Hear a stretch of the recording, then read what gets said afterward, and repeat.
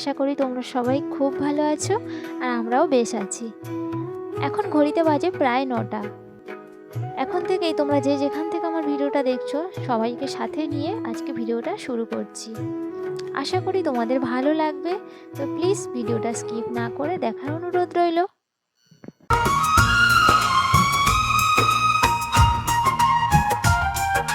বিছানাটা ঘরের এমন একটা বস্তু যেটাকে গোছানো না থাকলে সম্পূর্ণ ঘরটাই কেমন অগোছালো লাগে। কারণ সবথেকে বড় হচ্ছে ঘরের মধ্যে বিছানাটা। আর আজকে বৃহস্পতিবারের সকাল। আজকে ভাবলাম বিছানার চাদরটাকে একটু পাল্টে দিই। আজকে সকালের কাজকর্ম রান্নাবান্না সব কিছুই কমপ্লিট হয়ে গেছে। তারপরে বাবু গেছে পড়তে। তো এই সময় আমি বাদবাকি কাজকর্মগুলো সেরে নিচ্ছি। বাবু পড়তে গেছে, ওর বাবাও বেরিয়ে গেছে। তারপরে আমি একটু চা খেয়ে এসেছি বিছানা গোছাতে। আর কি বলো তো, আজকে একটু বৃহস্পতিবার পূজা করতে সময় লাগবে, তো সেই কারণে আমি পূজাটা পরে করব। দেখো এখানে আমি বাবুকে স্কুলের গাড়িতে তুলে দিয়ে বাড়ি চলে এসেছি। একটু আসার আগে ফুল নিয়েছি। তারপরে একেবারে স্নান টান সেরে এসেছি ঠাকুরের বাসন মাজতে। সকালে বাসি ঠাকুরঘরটা মুছে নিয়েছিলাম, কিন্তু এসে তারপরে আমি ঠাকুরের বাসন মাজছি। আর অনেকটাই দেরি হয়ে গেছে, আর সকালে স্নান না করলে এমনি দেরি হয়ে যায়, কারণ আমি পুকুরে মাছ আছে, মাছের খেতে দিতে যেতে হয়। তারপরে নানান সতেরো কাজ করতে করতে না সময়টা অনেকটাই পেরিয়ে যায়। তো ওই জন্য আজকে এখন প্রায় 1:30 বেজে গেছে।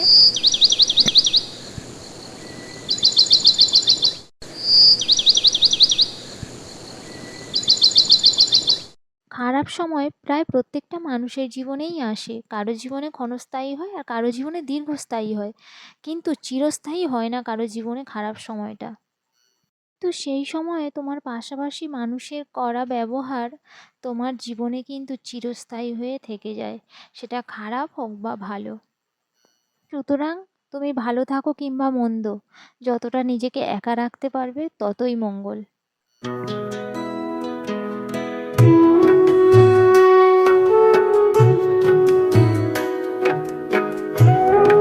কিছু কিছু মানুষের ব্যবহার তোমাকে প্রতিনিয়ত বুঝিয়ে দেয় যে সারা জীবন তুমি তার প্রয়োজন ছিলে, প্রিয়জন কোনোদিন হতে পারোনি।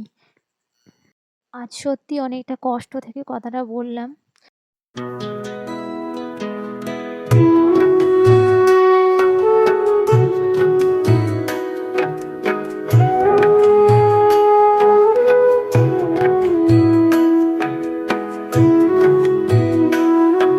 মানুষের মনটা না এতটাও নীচ ছিল না, কিন্তু ইদানিং দেখতে পাচ্ছি মানুষ এতটাই নিকৃষ্ট মনের হয়ে গেছে। কারোর প্রতি কারোর কোনো মায়া নেই, কারোর প্রতি কারোর কোনো ভালোবাসা নেই। শুধু স্বার্থ, স্বার্থ ছাড়া কেউ এক পা চলছে না। তুমি যদি কাউকে ভালোবাসতে যাও, সেও মনে করবে যে তুমি তাকে স্বার্থে ভালোবাসছো। কেন যে এমন দিন আসলো, আরও যে ভবিষ্যতে কী দিন আসবে তারও নেই ঠিক। তোমার কর্ম তুমি করো, বিচার তো ওনার হাতে, তাই নয় কি? আমি তো সেটাই মনে করি।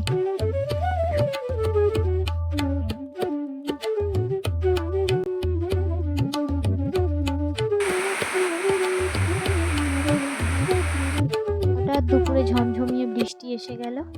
তারপরে চলে এসেছি ভাতের থালা নিয়ে। এখানে হয়েছিল পাঁচমিশালি অনেক কিছু সবজি দিয়ে একটা চচ্চড়ি, আর কচু আলু মাছের ঝোল। দুটোই আমার খুব, চচ্চড়ি আর ঝোলটা খুব প্রিয়, কেন কচুটা আমি খুব ভালোবাসি, আর ওই রকম সবজি দিয়ে পাঁচমিশালি চচ্চড়িটাও আমি খেতে খুব ভালোবাসি। আজকে না প্রচণ্ড খিদে পেয়ে যাওয়ার কারণে আগে আমি খেয়ে নিয়েছি, তারপরে আমি কিন্তু জামা কাপড়টা মেলেছিলাম। কী আর করবো বলো, সেই 2-2:30টার সময় খিদে তো পাবেই। আর তার উপর ওই যে সকালের ভাত, উফ, এটাই আমরা খেয়ে অভ্যস্ত, যদিও সেই সকালের ঠান্ডা ভাত, শুধুমাত্র রবিবার দিন হয়তো গরম ভাত খেতে পাই।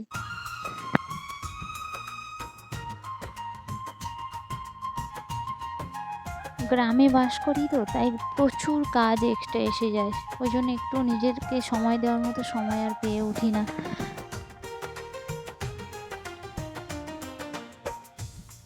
একটু টুকিটাকি জ্বালন চারিদিক থেকে জোগাড় করতে হবে। তারপরে উনুনে রান্না, এগুলো এক্সট্রা কাজ অনেকটাই। যারা শহরে বাস করে তাদের এগুলো হয় না। তো তারপরে বিকালবেলা ভাবলাম যে রাতে কী রান্না করব, এটা একটা চিন্তা বিশাল আমার। আর এই মটরটা ছিল, ওই জন্য ভাবলাম যে মটরটা ভিজিয়ে দিই। মটর সকালে ভেজালে ভালো হতো, কিন্তু যেহেতু মনে ছিল না সেই জন্য একটু জল গরম নিয়ে বসিয়ে দিয়েছি, একেবারে সব সমেত বসিয়ে দিয়েছি। গরম হয়ে যাওয়ার পরে ঢাকা দিয়ে রেখে দিয়েছিলাম, খুব সুন্দরভাবেই মটরটা ভিজে গিয়েছিল। আর এখানে এই যে বাবাকে চা করে দিয়েছি বিকালে, ভাবলাম আমিও একটু খেয়ে নিই। এটা এমন একটা বাজে নেশায় দাঁড়িয়েছে না, কি বলবো। আমি জানি চা খাওয়া খারাপ, দুধ চা, তাও আবার দুবার হয়ে যাচ্ছে। তারপরে এখানে যে বাসনগুলো মেজেছিলাম, প্রচুর বাসন হয়ে গিয়েছিল, সেগুলো ভাবলাম একেবারে জল ঝরাতে দিয়ে দিই। তারপরে এগুলোকে আবার পেতেনে গুছিয়ে রাখবো। উপরে প্লাস্টিক দেওয়া আছে, সেই কারণে ওর উপরে আমি রাখছি, উপর করে জলটা প্লাস্টিকের উপর পড়বে, পরে মুছে নেব।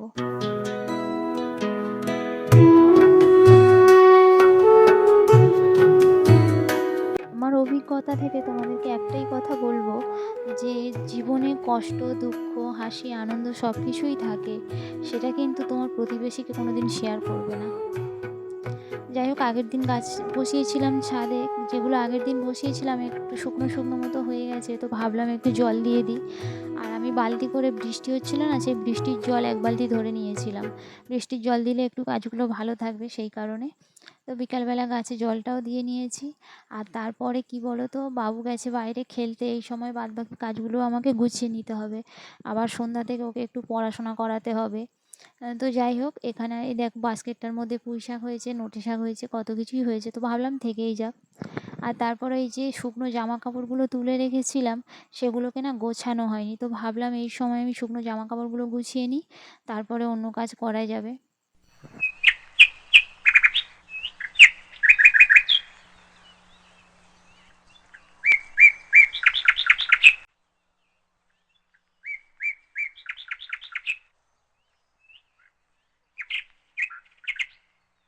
তো মোটামুটিভাবে তো জামা কাপড়টা গোছানো হয়ে গেল।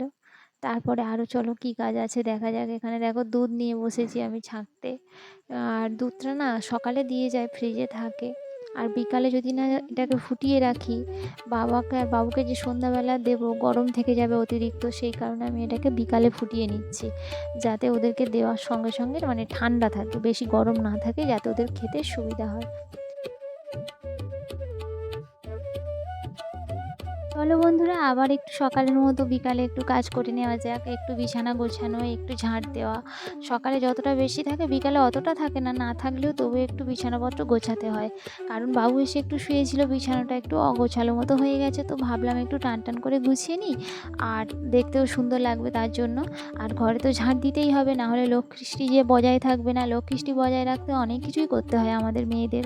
অনেক দিন হয়ে গেছে পায়ে একটু আলতা পরিনি, জানো তো।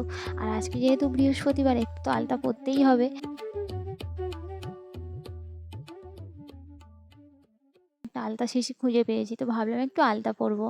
আর আলতা পরলে সত্যিই পাটা খুব সুন্দর দেখতে লাগে। সিঁদুর পরলে যেমন মুখ সুন্দর হয়, আর আলতা পরলে পা সুন্দর হয়। আমার যিনি শাশুড়ি মা মারা গেছেন, তার পায়ে কোনো দিন আলতা উঠতো না, আর কপালে কোনো দিনে সিঁদুরের টিপ আমি উঠতে দেখিনি। সেই কারণেই শাঁখা সিঁদুর নিয়ে তিনি পরলোক গমন করেছেন। আজকে ভিডিওতে যদি কোনো কিছু ভালো লেগে থাকে, তো প্লিজ লাইক, কমেন্ট, শেয়ার করতে ভুলো না, আর আমাকে একটু সাপোর্ট করতে ভুলো না। দেখা হবে পরের একটা ব্লগের সঙ্গে। আজকের মতো গুড নাইট।